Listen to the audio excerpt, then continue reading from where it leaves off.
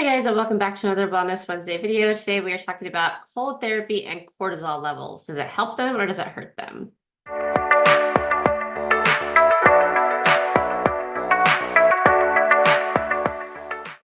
As always, I'd like to thank my research team and remind you that the studies that we talk about will be linked in the description below. I started ice therapy as a way to help bring my cortisol levels down and balance my hormones. And there's recently been a few articles and whatnot put out about how ice baths increase cortisol versus lowering cortisol. So I was curious what the actual data says. And before we get into the studies, guys, please do like and subscribe if you're not already so that you don't miss out on any new videos. So the first study we looked at came from Stanford Lifestyle Medicine. They found that cold water immersion may improve mental health by increasing endorphin and norepinephrine levels, which we talked about in previous videos. They've also found that it may improve resilience to stress by decreasing cortisol levels.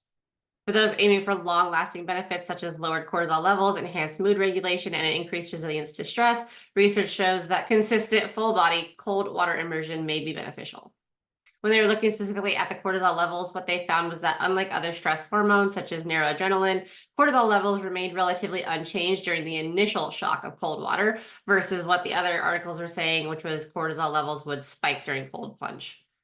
Research highlighted that an intriguing aspect of cortisol dynamic was that while levels do not significantly change during the cold water immersion, they significantly decrease afterwards. A study concluded that a 1-hour session, regardless of what the temperature was, did not lead to an increase in blood cortisol concentrations. Instead, cortisol levels tended to decrease across all temperatures tested and remain below initial levels an hour after immersion. So their test was 90 degrees, 68 degrees, and 57 degrees, and that already showed that cortisol level decrease. Further research indicates that cortisol levels remain considerably lower for up to 3 hours after just 15 minutes of cold water immersion in 50-degree water.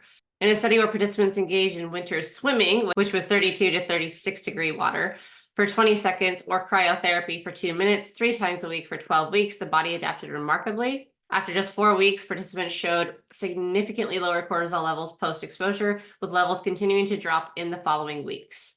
So the main takeaway from this particular study is that by reducing cortisol production in response to repeated cold exposure, participants might also release less cortisol in response to other stressors in everyday life, thus fostering a more resilient physiological state over time.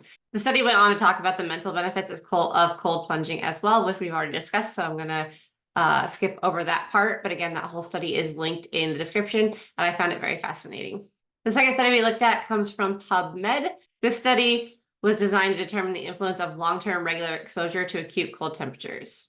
They studied both winter swimming and whole body cryotherapy. Specifically, they were looking at pain management, but they were also testing hormone levels and came to a very interesting conclusion with cortisol. So they found that ACTH and cortisol levels in weeks 4 to 12 were significantly lowered than in week 1, which again points to what we talked about in the previous study, which is that cold therapy does not increase cortisol levels. It actually does lower them and helps maintain and keep them from getting higher if you continually do cold therapy. So there you have it, guys. The literature coming out saying that cold therapy increases cortisol is just inaccurate, does not have any data backing it up. If cortisol and belly fat and things like that are a concern for you, then cold therapy can absolutely be beneficial. And of course, it can be beneficial from a mental and emotional standpoint as well. I do have to, of course, as always, say that it is not for everyone, and you should make sure that you are not trying to do cold therapy for the first time by yourself, and that you've consulted with your healthcare professional to make sure that it is safe for you to do.